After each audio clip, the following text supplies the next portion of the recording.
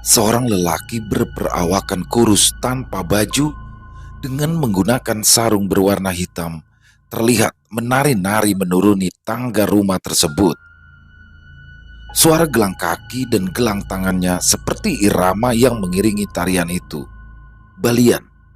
Ya, balian adalah ritual pengobatan tradisional yang sering dilakukan oleh suku Dayak, terutama suku Dayak Murung Siang.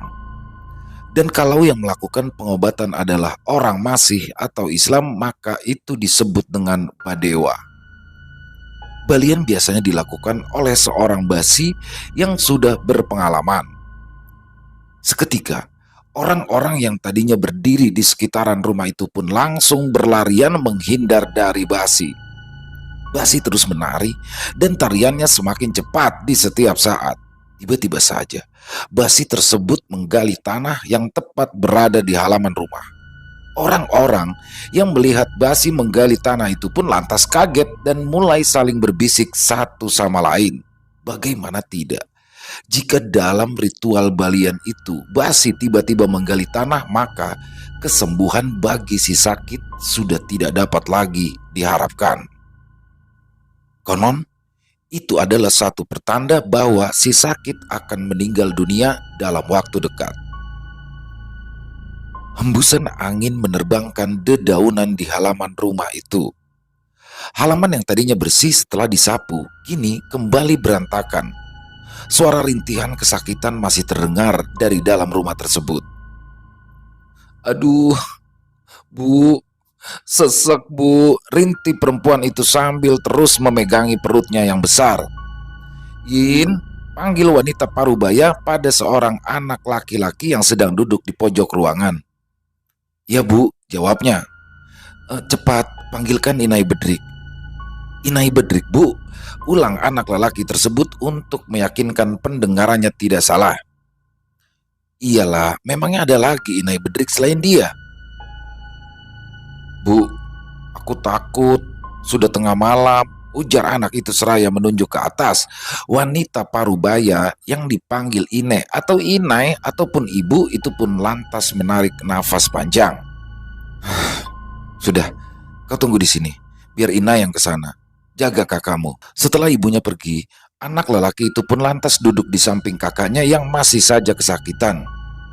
"Kak, aku takut sekali," ucapnya pelan hampir tak terdengar. Tiba-tiba, dari arah luar, terdengarlah suara ketukan pintu. Antara takut dan penasaran dengan siapa yang datang, akhirnya si anak lelaki tersebut memutuskan untuk mengintip lebih dulu dari celah-celah pintu. Dan tanpa berpikir panjang, si anak lelaki itu pun lalu membukakan pintu untuk sang bidan. Inai Bedrik adalah salah satu bidan di kampung yang cukup terkenal. "Mana Inaiku, Teh?" "Itu di belakang tadi. Entah kemana dia sekarang." Alis Yoyin pun mengkerut. "Entah," dia bilang entah. Masa bisa begitu? Rasanya tidak mungkin jika ibunya yang begitu sangat mengkhawatirkan kakaknya malah mampir ke sana kemari. "Jangan hanya berdiri di situ. Ayo pergi ke dapur, siapkan air panas," suruh Inai Bedrik pada Yoyin. Mau tak mau, Yoyin pun lalu pergi ke dapur untuk memasak air. Keadaan dapurnya itu terpisah dengan rumah sebab dapur mereka masih menggunakan kayu bakar, jadi posisi dapur ini ada di belakang rumah dan antara dapur ke dalam rumah itu memiliki pintu penyekat. Cukup lama Yoyin berdiri di depan pintu. Ya, ia takut untuk ke dapur dan berharap ibunya segera datang untuk menggantikannya memasak air. "Ayo cepat!" Suara Inai Bedrik pun mengejutkan Yoyin. Ia pun segera membuka pintu penyekat ke arah dapur. Ia mulai menghidupkan api dengan tangan yang gemetar karena ketakutan. Sesekali ia menoleh ke kiri dan ke kanan, memastikan jika tidak ada apa-apa di sana. Dan tiba-tiba, dari dalam rumah pun terdengar suara teriakan melengking yang tentu saja mengagetkan Yoyin. Ia pun lalu bergegas masuk ke dalam rumah dan mendapati darah yang berceceran di kasur dan lantai. Sementara kakaknya sudah tidak sadarkan diri. Yoyin pun melihat perut kakaknya yang sebelumnya membesar kini sudah mengecil. Artinya bayi yang berada di dalam kandungan kakaknya itu sudah tidak ada. "Kakak, Teriak Yoyin memanggil-manggil kakak perempuannya itu berulang-ulang. Dan di saat yang bersamaan, ibunya lalu datang bersama Inai Bedrik. Yoyin terlihat melotot melihat Inai Bedrik. "Kenapa? Kenapa teh? Kenapa kau meninggalkan kakakku? Di mana bayinya?" ujar Yoyin pada Inai Bedrik yang langsung terlihat bingung. Mereka pun langsung memberikan pertolongan pada kakak perempuan Yoyin. Namun, rupanya takdir berkata lain. Perempuan itu sudah meninggal dunia akibat pendarahan yang ia alami. Inai Yoyin menangis sejadi-jadinya, menyalahkan dirinya sendiri atas apa yang terjadi pada anak perempuannya itu. Yoyin terduduk lemas di pojok ruangan. Kakak tersayangnya kini sudah tiada. Apa yang sebenarnya terjadi? Kenapa semua ini terjadi? Ribuan pertanyaan yang sama memenuhi isi kepalanya. Meskipun sudah dirias, namun wajahnya seakan masih menunjukkan rasa sakit. Setelah 3 hari, barulah jenazah kakak perempuan Yoyin itu dikuburkan. Yoyin dan inainya masih menangis saat mengiringi jenazah ke pemakaman. Barang-barang yang merupakan barang-barang kesayangan kakaknya pun diletakkan di atas makam. 1 bulan setelah kejadian itu, keadaan Inai Yoyin sedikit demi sedikit sudah mulai membaik. "Yin, hari ini tolong bantu Inai di tanah ya," ujar inainya pagi itu saat sedang menyiapkan makanan. "Iya Inai, kita panen jagung ke hari ini." "Iyo." Selesai makan, mereka berdua pun bersiap-siap untuk pergi ke tanah. "Yin, kamu bilang waktu itu Inai Bedrik yang datang ke rumah kan?" "Iyo Nai, tapi Inai Bedrik bilang itu bukan dia kan?" "Itu memang bukan dia." Lalu apa itu Nai? Apakah dia yang sudah membunuh?" "Shh, biarlah, biar. Jangan kau ungkit-ungkit lagi bagian yang itu." Yoyin pun lalu mengangguk. "Itu adalah Panguluh Yin. Dan Inai tahu siapa dia. Hanya ada satu Panguluh yang punya ilmu itu." Yoyin pun lalu menoleh ke belakang. Ia melihat dengan jelas raut kebencian dari wajah ibunya. "Siapa itu Nai?" Ibunya pun menghela nafas dan terdiam beberapa saat. Hanya suara kecipak air dari kayuhan dayung yang masih terdengar. "Siapapun dia harus mati dan merasakan sakit yang sama Nai," ujar Yoyin tiba-tiba. Tak ada jawaban. Dan ketika Yoyin menoleh ke arah belakang lagi, terlihat ibunya tengah mengusap air mata. Ia tahu dan paham betul dengan kesedihan yang ibunya rasakan. "Yin, kamu berani kan tinggal di rumah malam ini?" tanya ibunya pada suatu malam. Yoyin yang masih menyantap makanan tersebut pun lantas menatap ibunya. Aku tidak berani, Nai," jawabnya pelan. "Kamu itu anak laki-laki, Yoyin. Kamu itu harus berani. Memangnya Inai mau pergi kemana?" "Inai mau ke rumah nenek Yandra di tanah mereka." Yoyin pun terbelalak mendengar nama Aju Yandra. Buat apa ibunya pergi ke sana malam-malam seperti ini? "Inai, sudah, tidak ada pertanyaan lagi, Yin. Cobalah untuk berani. Kamu itu laki-laki. Tidak ada di sini laki-laki takut dengan hal-hal seperti itu." "Tapi Inai, aku benar-benar takut. Kejadian itu terus membayangiku. Aku tidak mau sendirian, Nai. Aku tidak mau." Ibunya pun menghela nafas panjang, matanya menatap Yoyin. "Baiklah, kamu boleh ikut," ucap Inai Yoyin akhirnya. Yoyin pun senang dan kembali melanjutkan makanannya. Masakan daging bulo yang tadi diberikan Inai Marcel memang sangatlah enak. Setelahnya ia juga mengambil nyiru berisi beberapa wadah mirip botol yang berukuran seperti lengan bayi usia 1 bulan, dan selain itu di atas nyiru itu juga ada perapin. Setelah tiba di rumah Aju Yandra, "Letakkan semua benda yang kau bawa ke atas kain hitam itu," perintah Aju Yandra sebelum keluar dari rumah. Suara riuh dari ayam yang ditangkap paksa membuat Yoyin terkejut. Aju Yandra kembali masuk ke dalam rumah dengan membawa seekor ayam hitam dan sebuah rebung di tangan lainnya. Yoyin merasakan ketakutan saat mendengar suara ayam itu yang seakan-akan merintih meminta tolong agar dilepaskan. "Bersiaplah, kita akan memulainya," ujar Aju Yandra sembari duduk menghadapi nyiru yang berada di atas kain hitam itu. "Saya sudah siap. Jawab Ina Yoyin, mantap. Aju Yandra pun lalu menutup matanya, mulutnya mulai merapalkan mantra yang kemudian diikuti oleh Ina Yoyin. Setelah itu, Aju Yandra pun membuka matanya dan terus merapalkan mantra. Ia mengasapi semua jenis senjata tajam, kemudian bergantian dengan rebung dan ayam hitam yang tadi ia bawa. Ambil pisau yang paling kecil itu, lalu potong ayam ini. Perintah Aju Yandra membuat Yoyin takut.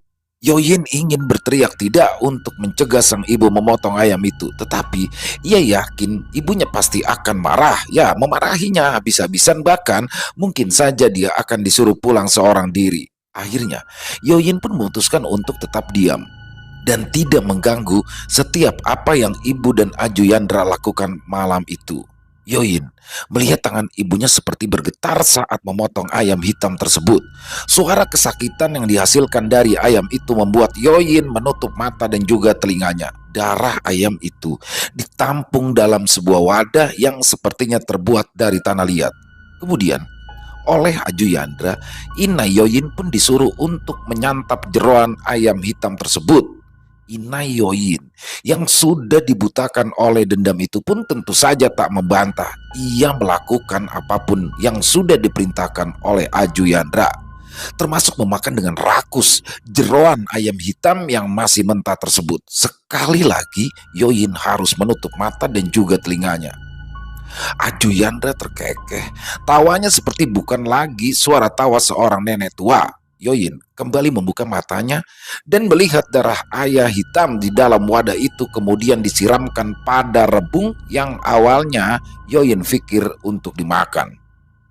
Setelahnya rebung tersebut pun diasapi kembali di atas perapin. Darah ayam yang disiramkan pada rebung itu pun menetes ke atas Nyiru. Bakar rambutnya yang berhasil kau dapat, perintah Aju Yandra pada Ina Yoyin. Ina Yoyin pun lalu membuka gumpalan kertas yang berisikan sejumlah kecil rambut yang entah milik siapa itu. Lalu ia pun memasukkan rambut itu ke dalam perapin, dan saat bau rambut dibakar itu tercium, tiba-tiba Yoyin merasa pusing. Kemudian oleh Aju Yandra, rebung penuh darah ayam hitam itu pun diletakkan di dalam Nyiru. Lukai rebung ini dengan benda tajam yang kau bawa, kelupas semua kulitnya, suruh Aju Yandra. Ina Yoyin lagi-lagi menurut. Kita akan membangkitkan dia. Lakukan terus, luapkan semua rasa sakitmu. Ina Yoyin menggoreskan pisaunya pada rebung tersebut dan anehnya rebung itu mengeluarkan darah segar. Mata Ina Yoyin melotot, kilatan dendam masih terlihat jelas di matanya. Dengan penuh kemarahan, Ina Yoyin mengelupas semua kulit rebung itu hingga menyisakan bagian termudanya. Stop, ujar Aju Yandra, lalu ia tertawa aneh. Yoyin pun kembali menutup mata kala Aju Yandra dengan tiba-tiba memanggil namanya. Biar saya saja menguburnya, ujar Ina Yoyin. Lagi-lagi wanita tua itu tertawa terbahak-bahak, sepertinya ia sangat puas dengan apa yang dilakukannya pada malam itu. Inai, panggil Yoyin pada ibunya ketika membuka pintu rumah. Sudah, tunggu di sini saja. Yoyin pun terdiam, tak lagi berani membantah. Ia hanya melihat sang ibu yang turun ke tanah dan mulai menggali lubang pada tanah di halaman rumah kecil itu.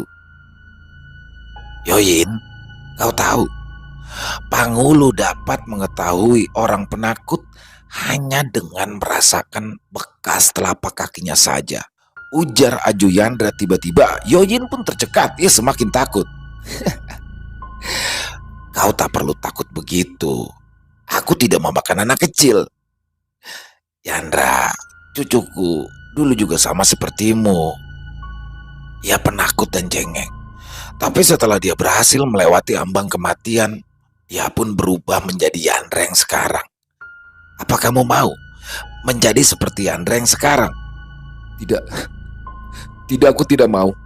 Aku tidak mau, ujar Yoyin sesenggukan. Wanita tua itu lagi-lagi tertawa. Tawanya menggema di dalam rumah kecil itu. Ada apa, Yin? Tanya ibunya yang baru saja masuk ke dalam rumah. Anakmu itu penakut sekali, sama seperti Yandra dulu.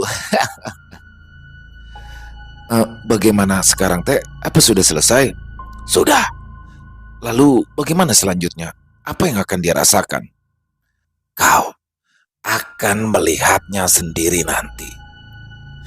3 hari kemudian, Yoyin pun berlari masuk ke dalam rumah. Wajahnya terlihat panik. Inai, ada kabar Inai, ada kabar. Kabar apa itu? Jesa Inai, Jesa sakit. Oh ya? Sakitnya bagaimana? Entah, aku tidak lihat. Tadi kami tidak diperbolehkan masuk. Coba Inai lihat sendiri ke sana. Ya sudah, kamu tunggu di rumah ya.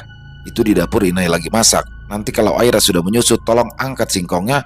Jangan dibiarkan di atas tungku, nanti gosong. Pesan sang ibu sebelum pergi. Sesampainya di rumah keluarga Jesa, Inai Yoyin sempat termenung melihat keadaan Jesa.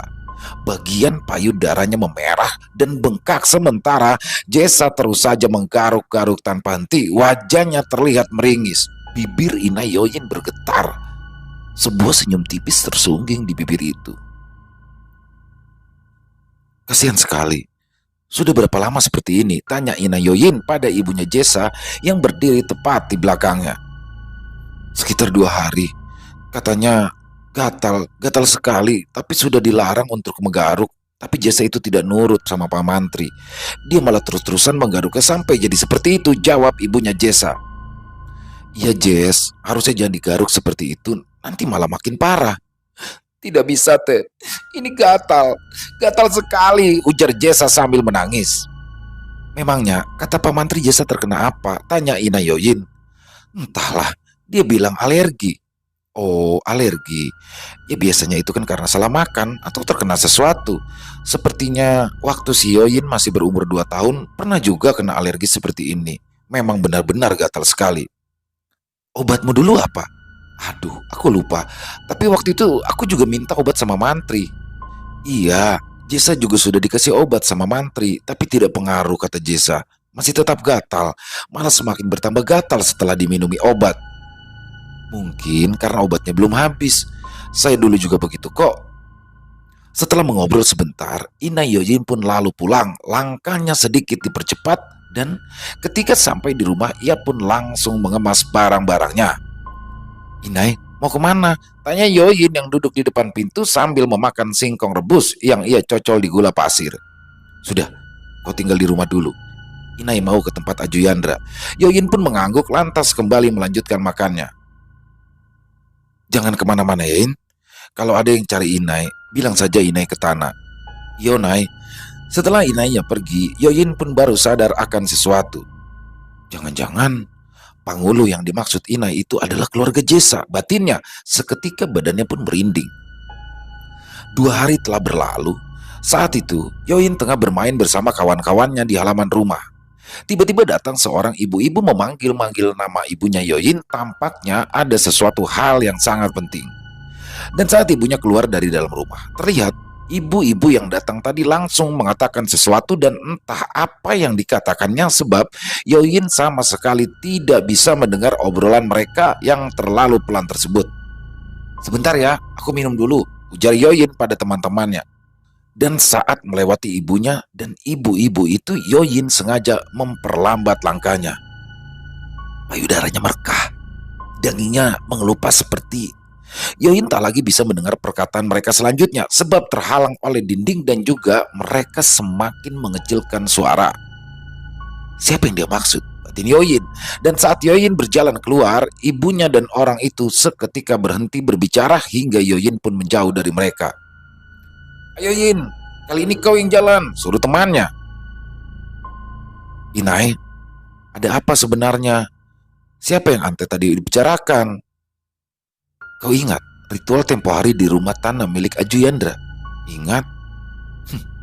Orang itu sudah mulai merasakan akibatnya karena sudah membunuh kakakmu. Apa orang itu Jesa, Nai? Bukan dia. Tapi salah satu dari keluarganya yang jauh lebih tua. Aku melakukan ini agar orang itu tahu betapa sakitnya kehilangan orang yang kita sayangi. Akan aku buat satu persatu keluarganya mati. Dek. Inai, tapi Jesa tidak bersalah kan? Inai tidak seharusnya melakukan itu padanya. Yang harus mati itu pelakunya, Nai, bukan keluarganya. Inai salah. Aku melakukan ini supaya orang itu tahu rasa sakitnya, rasa menderitanya, rasa menderita kita setelah kematian kakakmu. Tapi ini salah, Nai. Ini salah. Cukupin. Kau tidak perlu ikut campur sampai sejauh ini dengan urusanku. Tutup mata, telinga dan mulutmu dari apapun yang aku lakukan. Yoyin menghela nafas panjang, jantungnya berdegup tak karuan. Apa yang bisa aku lakukan untuk menyadarkan Inai? Batin Yoyin. Di malam itu, Yoyin dan ibunya berjalan ke arah warung untuk membeli mie instan yang akan ibunya masak bersama sayur pucuk jawau. Setelah dari warung, ibunya pun singgah terlebih dulu di rumah Jesa. Bau busuk nanah menyeruak ke dalam rongga hidung, membuat Yoyin pun secara refleks langsung menutup hidungnya. Jesa terbaring lemah di atas tempat tidur. Nanah bercampur darah masih terus mengalir dari luka menganga di payudaranya. Yoyin pun sampai menutup matanya saat melihat Jesa yang sudah mengelupas dan membusuk. Dagingnya mengelupas dan merekah mengingatkan Yoyin dengan kulit rebung. Mata Yoyin pun terbelalak. Ya benar, rebung. Ritual panah di rumah Ajuyandra waktu itu menggunakan rebung. Balian, gumam Yoyin tanpa sadar yang membuat orang tua Jesa menoleh dan melihat ke arahnya. Ibunya Yoyin mencubit tangan anaknya. Ya, sepertinya ibunya Yoyin sangat marah saat itu. Ibunya pun langsung mengajak Yoyin pulang dan memarahinya habis-habisan ketika mereka sampai di rumah. Mie yang baru saja mereka beli pun hanya digeletakkan begitu saja. Sepertinya ibunya benar-benar marah, hingga membuat Yoyin harus tidur dengan perut yang lapar. Inai, maaf, aku benar-benar tidak bermaksud. Perkataan itu benar-benar secara tidak sadar keluar dari mulutku. Kau tahu, Yin, kalau sampai mereka Kau tahu, Yin, kalau sampai mereka melakukan balian dan Basi mengetahui apa yang Inai lakukan, pasti mereka akan mengembalikan penyakit itu padaku. Dan kau tahu, kau akan hidup sendirian kalau sampai aku mati. Seketika Yoyin menangis sejadi-jadinya. Ia benar-benar menyesal, sangat menyesal. Inai, maafkan aku, Inai. Sak Yoyin menciumi kaki ibunya. Kau itu harusnya mendukung Inai, Yin. Bukan justru malah seperti ini. Kau pun tahu kan, Inai melakukan ini karena apa? Kalau bukan karena orang itu yang memulainya, Inai tidak akan pernah melakukan hal buruk seperti ini, Yin. Maafkan aku, Inai. Aku janji akan terus mendukung Inai sepenuhnya mulai dari sekarang. Apapun itu, aku tetap mendukung Inai. Aku tidak akan bisa hidup kalau sampai Inai kenapa-napa. Cukuplah kakak yang pergi. Inai jangan. Isak Yoyin semakin menjadi di saat mereka masih menangis. Tiba-tiba terdengar bunyi gong yang dipukul sebanyak 3 kali, pertanda kalau ada yang meninggal dunia. Siapa yang meninggal? Tanya Yoyin sambil mengusap air matanya. Matanya sembab dan terasa panas. Pasti Jesa, ujar ibunya. Yoyin pun terdiam setelah mendengar jawaban ibunya tersebut. Ya, bisa jadi itu memang Jesa mengingat keadaannya. Setelah ini, apa akan ada yang seperti Jesa lagi, Inai? Tanya Yoyin. Ya, keluarga itu harus mengalaminya satu persatu.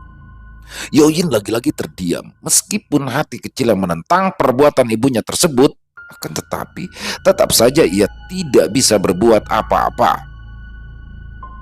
Di malam kedua, setelah kematian Jesa, saat mayat masih berada di rumah keluarganya. Jadi, tradisinya bila ada umat Kaharingan yang meninggal dunia, maka akan dimakamkan setelah 3 hari 3 malam. Mayat itu akan dirawat selayaknya orang yang masih hidup, dan di luar rumah biasanya akan dijaga oleh pihak keluarga ataupun para warga desa. Ibunya Jesa kini mengeluhkan gatal di bagian payudaranya, gatal yang benar-benar teramat sangat sehingga sulit menahan untuk tidak menggaruknya. Gatal sekali, ringis ibunya Jesa sambil terus menggaruk. Kamu terkena ulat bulu barangkali. Tidak, ulat bulu dari mana? Saya kan di rumah terus. Gatalnya seperti terkena bulu yang ada di bambu. Mana ada yang bawa bambu masuk ke rumah? Nah itu makanya. Tapi ini gatal sekali. Apa jangan-jangan aku terkena gatal-gatal seperti Jesa? Jangan berpikiran sampai ke situ. Yakini saja kalau kamu sekarang ini hanya terkena gatal biasa. Tapi sudah, pikiranku sekarang ini masih kacau. Tolong jangan ditambahi. Ibunya Jessa pun terdiam, kemudian ia pun berlalu masuk ke dapur. Di sana, ibunya Jessa pun terus menggaruk payudaranya hingga tanpa ia sadari, darah pun mulai keluar dari luka akibat garukan tersebut. Itu berdarah, tegur Ipe. Hah? Ibunya Jessa pun lantas melihat ke bagian yang ditunjuk oleh Ipe, dan benar ternyata payudara yang sudah ia garuk kini sudah berdarah. Kenapa teh? Tanya Ipe khawatir. Tidak tahu, yang antum rasakan gatal. Rasa sakit bercampur dengan rasa gatal itu sangat menyiksanya. Digaruk sakit, tapi jika tidak digaruk gatal sekali. Coba buka teh, aku mau melihatnya. Barangkali ada teka atau samiandang. Jadi teka itu adalah sejenis kutu anjing ataupun kutu babi yang bisa masuk ke dalam kulit dan hanya menyisakan bagian pantatnya saja. Kalau samiandang itu sangat kecil tapi masih bisa dilihat oleh mata manusia. Warnanya oranye ataupun kemerahan. Kalau menggigit sangatlah gatal dan sangat sulit dilepas sebab tubuhnya yang sangat kecil. Gigitan samiandang ini ditandai dengan munculnya bentol besar dan di tengah-tengahnya terdapat sesuatu yang berwarna orange kemerahan. Ipe mengerutkan alisnya melihat payudara antenya yang sudah luka-luka seperti itu. Aduh, ini benar-benar luka. Tiba-tiba ibunya Jessa terjatuh dan tak sadarkan diri. Tentu saja itu membuat Ipe langsung berteriak histeris meminta tolong. Ina Yoyin yang baru saja tiba di sana pun langsung ikut berlari masuk ke dapur untuk melihat apa yang telah terjadi di sana. Lagi-lagi, senyum tipis terlihat dari bibir itu. Ada apa, Pe? Kenapa? Tanya Ina Yoyin pada Ipe yang masih panik tersebut. Anteku, dia jawab Ipe dengan bibir bergetar menjelaskan yang baru saja terjadi. Tenang, tenang, Pe. Ini bukan salahmu. Tapi aku khawatir. Sudah. Ante yakin jika dia akan baik-baik saja. Dan saat pemakaman Jessa dilakukan, ibunya pun tidak bisa ikut sebab keadaannya semakin memburuk. Nanah kini mulai keluar dari luka garukan dan payudaranya juga semakin membengkak. Bagaimana ini? Apa kita adakan balian saja? Ujar ayahnya Jessa. Balian? Ini kan masih pali. Masa pantangan ketika ada keluarga yang meninggal? Lalu kita harus apa? Apa harus membiarkan saja begitu? Kalau kita sampai melanggar pali, maka kita akan terkena sial. Kau tahu itu bukan? Tapi aku tidak mau kehilangan istriku. Cukuplah anakku saja. Terserah kau saja. Kalau kau tetap nekat melanggar pali, aku tidak akan ikut campur jika terjadi sesuatu pada keluargamu. Ayahnya Liao Jessa tertunduk, wajahnya memerah menahan marah. Ibunya Jessa masih terbaring lemah. Daging payudaranya kini mulai terkelupas. Bau busuk pun tercium memenuhi ruangan kamarnya. Jangan-jangan penyakit gatal itu menular, ujar Rosi pada ibu-ibu yang sedang berkumpul. Ah, kau jangan menakut-takuti seperti itu sih. Sudah lama kampung kita ini aman dan tidak pernah ada yang terkena penyakit-penyakit seperti itu. Ya itu kan dulu. Sekarang bisa saja terjadi sebab angin dari hilir mungkin sekali membawa penyakit ke kampung kita. Semua ibu-ibu yang berada di pelataran rumah itu pun seketika bergidik. Kalau memang benar begitu, lalu apa yang harus kita lakukan? Usahakan jangan ada yang ke rumah keluarga Jessa dulu. Jangan sampai terjadi sentuhan dengan keluarga itu. Ibu-ibu tersebut pun saling tatap lalu mereka mengangguk membenarkan saran Rosi. Kalau begitu, aku tidak akan ke sana lagi. Ina Yoyin yang sedari tadi hanya mendengarkan kini tampak tersenyum. Dengar. Aku punya kabar baru, ujar seorang ibu-ibu yang baru saja datang dan bergabung dengan mereka. Kabar apa? Tanya mereka serentak. Tadi, aku tuh dengar saat Ame Jessa mengobrol dengan suamiku. Nah, katanya mereka akan mengadakan balian malam ini. Karena keadaan Ina Jessa itu sekarang benar-benar semakin parah. Hah? Kan masih dalam pantangan. Nah makanya itu aku juga kaget. Ina Yoyin menelan air liurnya yang tiba-tiba saja terasa pahit. Rasa takut mulai menghantuinya. Aku pulang duluan ya. Soalnya mau ke tanah ambil singkong, ujar Ina Yoyin beralasan. Dan sesampainya di rumah, ia pun bersiap-siap mengajak Yoyin untuk kembali mengunjungi Aju Yandra. Aku tinggal di sini saja Inai. Aku berani kok tinggal sendiri. Tidak. Kamu harus ikut. Keluarga Jessa akan mengadakan balian malam ini. Mata Yoyin terbelalak, jantungnya pun seketika berdegup kencang. Perutnya tiba-tiba saja mulas. Dalam perjalanan itu, ibunya benar-benar tak berbicara sepatah kata pun. Ia terus saja berjalan sambil menarik tangan Yoyin. Singkat cerita, mereka pun akhirnya tiba di rumah Anju Yandra. "Maaf teh, tadi saya mendengar kabar bahwa mereka akan mengadakan balian malam ini. Kalau sampai Basi itu mengetahui saya pelakunya, mungkin saya akan matikan teh." "Balian? Hah, aku tidak yakin jika ritualnya akan berjalan lancar. Sebab bagaimanapun mereka telah melanggar Palipantang."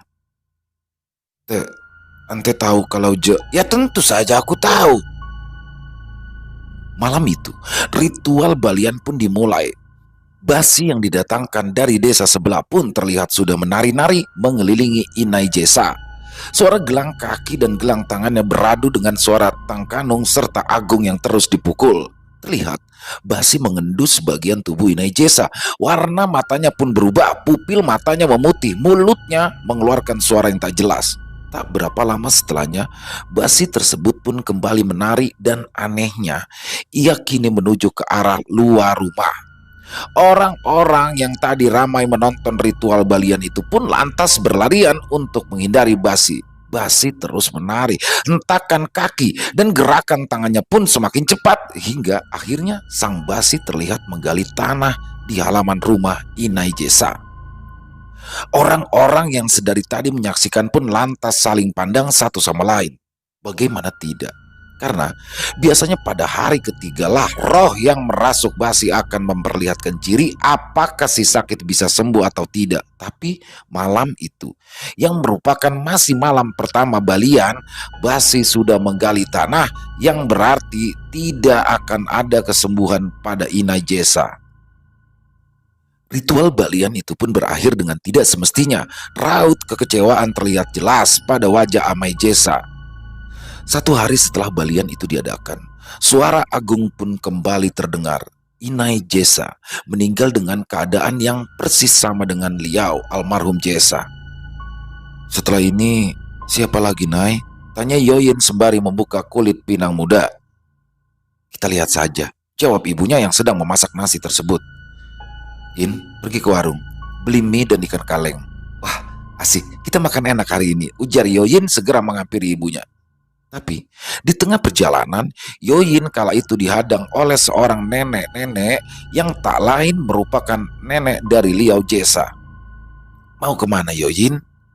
"Mau ke warung beli mie," jawab Yoyin gugup seraya berusaha untuk tetap berhadapan dengan wanita tua itu. Sebab Pangulu sangat mudah memangsa targetnya jika target membelakangi Pangulu.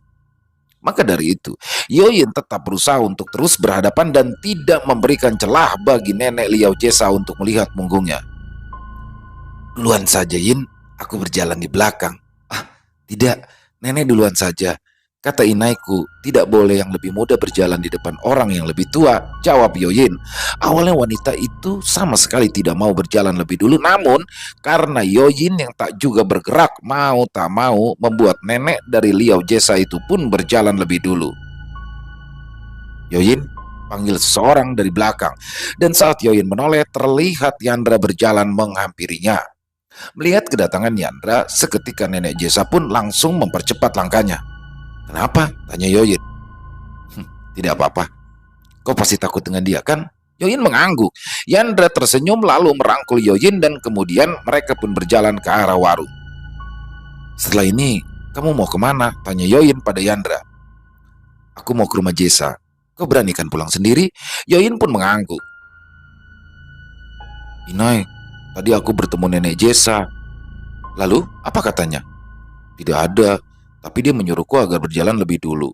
Aku tidak mau karena ingat pesan Inai, kalau jangan berjalan di depan orang yang bisa menjadi panguluh." Inai Yoyin menarik nafas panjang. Seluruh keluarga Jesa memang sudah menjadi panguluh, Yin. Itu sudah turun-temurun. Makanya Inai bilang jangan terlalu akrab dengan mereka. "Memangnya apa keuntungan jadi panguluh itu, Inai?" "Tidak ada. Kelebihan mereka hanya bisa berubah-ubah menjadi apapun yang mereka inginkan. Tidak bertambah kaya." Kau lihat keluarga Jesa itu kaya. Yoyin pun menggeleng, lalu percakapan antara keduanya pun terhenti. Di rumah keluarga Jesa, tak ada satupun keluarga dekat yang menunggui mayat di dalam rumah selain Amai Jesa sendiri dan juga neneknya. Sementara keluarga yang lain lebih memilih untuk diam di rumah masing-masing agar tidak terkena bala dari pali yang dilanggar oleh Amai Jesa. Tiba-tiba dari dalam rumah terdengar rangan kesakitan dari Amai Jesa. Orang-orang yang tidak diperbolehkan masuk tentu saja bertanya-tanya, ada apa? Tidak diperbolehkan masuk di sini sebab mereka bukan bagian dari anggota keluarga, termasuk Yandra. Ia terlihat sangat penasaran dengan apa yang terjadi di dalam. Bagaimana ini? Apa kita masuk saja? Tanya Yandra. Jangan, pali. Yandra pun menghela nafas panjang. Ia benar-benar penasaran dengan apa yang terjadi di dalam rumah. Tolong! Tolong! Rintih Amai Jesa dari depan pintu rumah.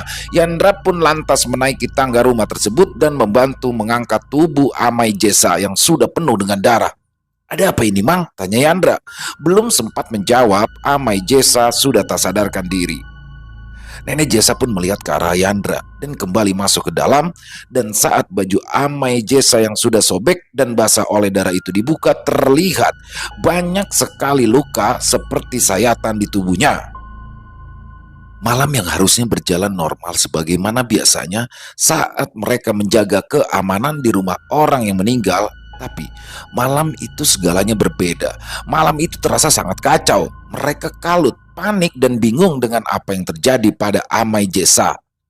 Apakah mungkin nenek Jesa yang melakukan ini? Tidak. Dengan tubuh manusianya yang renta itu, nenek Jesa tidak mungkin bisa melakukan hal sebrutal itu pada Amai Jesa yang terbilang mempunyai badan gagah dan besar.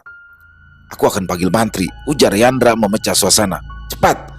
Yandra pun berlari meninggalkan kerumunan orang di dalam tenda di halaman rumah tersebut, dan sekitar 30 menit berlalu, Yandra pun datang bersama Ibu Mantri. Dan saat Bu Mantri melihat luka dan banyaknya darah yang terus-menerus keluar itu, ia pun langsung mengatakan bahwa Amai Jesa harus segera dibawa ke rumahnya. Darah yang keluar dari luka-luka itu harus dihentikan. Tapi dia masih dalam masa pali, Bu, ujar salah satu warga yang ada di sana. Pali itu sudah dia langgar sedari awal. Jadi biarlah, demi keselamatannya, kita bawa saja dia ke rumah Bu Mantri, ujar Yandra. Sebab itulah Yan, Amai Jesa ini sudah terkena bala akibat melanggar pali itu. Setelah berdebat panjang lebar, akhirnya mau tak mau mereka pun membawa Amai Jesa ke rumah Bu Mantri. Namun sayang, dengan peralatan yang sangat terbatas itu, Amai Jesa tidak tertolong. Dia kehabisan darah. Agung kembali dipukul. Suara Agung itu terdengar seperti musik yang indah bagi Ina Yoyin. Ya, ia sangat puas atas kematian keluarga Jesa dan kini tinggal melihat kematian sang pelaku utamanya. Namun, hampir 1 bulan telah berlalu. Tak ada yang terjadi pada nenek Jesa. Wanita renta itu tetap hidup dengan sehat. Akhirnya, untuk mendapatkan jawaban, malam itu Ina Yoyin dan Yoyin pun kembali mengunjungi rumah tanah milik Aju Yandra. Akan tetapi, di tengah perjalanan, mereka pun dikagetkan dengan suara aneh yang berasal dari atas pepohonan. Suara itu mirip seperti suara monyet yang berteriak, dan saat langkah keduanya semakin dipercepat, suara dahan dan juga ranting yang bergoyangan terdengar seperti mengejar keduanya. Yoyin memegang erat lengan baju ibunya seolah-olah ia takut ditinggalkan. Jangan takut, tegur sang Inai. Inai, itu apa Inai? Tunjuk Yoyin ke arah pohon yang berada tepat di atas mereka. Di sana terlihat seekor monyet besar dengan 2 mata merah seperti api tengah melihat ke arah mereka berdua. Inai Yoyin menarik tangan anak lelakinya itu dan tanpa aba-aba ia pun berlari sambil terus menarik Yoyin yang sudah ketakutan setengah mati. Sementara monyet besar itu pun terus mengejar keduanya sambil sesekali terdengar teriakan dari si monyet. Dan saat keduanya masih terus saja berlari menghindari kejaran monyet tersebut, tiba-tiba Ina Yoyin menabrak seseorang yang lantas membuatnya terjatuh. Pegangan tangan mereka pun sampai terlepas. Ante, Yoyin? Kau itu Ndra? Iya, ini aku Yandra. Kenapa kalian ada di sini malam-malam seperti ini? Ada Pangulu Bake mengejar kami, Indra. Mendengarkan hal itu, Yandra pun lantas menghidupkan senternya yang berada di atas kepala. Mana? Mana? Tadi ada. Dia mengejar kami. Makanya kami berlari sampai tak sadar menabrak kamu. Ah, sudah kabur sepertinya. Mari kuantarkan pulang, ujar Yandra. Sebenarnya kami mau ke tempat Aju, Mundra.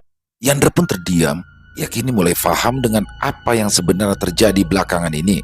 Dan tanpa banyak tanya, Yandra pun menyuruh mereka berdua untuk berjalan terlebih dahulu, sementara Yandra berjalan paling belakang untuk menjaga. Sesampainya di rumah tanah itu, Yandra pun lantas membuka pintu tanpa mengucapkan permisi. Apakah semua keanehan di desa itu perbuatan Aju? Tanya Yandra tepat di dekat kuping wanita renta tersebut. Aju hanya membantu membalaskan dendamnya. Itu saja. Yandra pun terdiam dan berhenti membahas masalah itu ketika Yoyin dan ibunya sudah masuk ke dalam rumah. Bagaimana? Bagaimana rasanya dikejar Panggulu itu, Yin? Seru. Tanya Aju. Yandra terkekeh. Maaf, kira-kira yang terakhir itu kapan mati? Tanya Ina Yoyin tanpa peduli obrolan mereka. Didengar Yandra yang kala itu masih berada di sana. Sepertinya dia sudah tahu. Sebab itulah dia mengejar kalian tadi. Jadi Pangulu yang mengejar kami itu dia? Ya.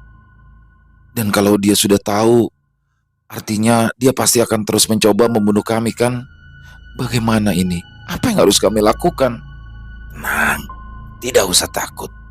Santet yang aku kirim tidak kembali. Artinya santet itu masih akan mengintai dia dan akan menyerang di saat celah itu terbuka.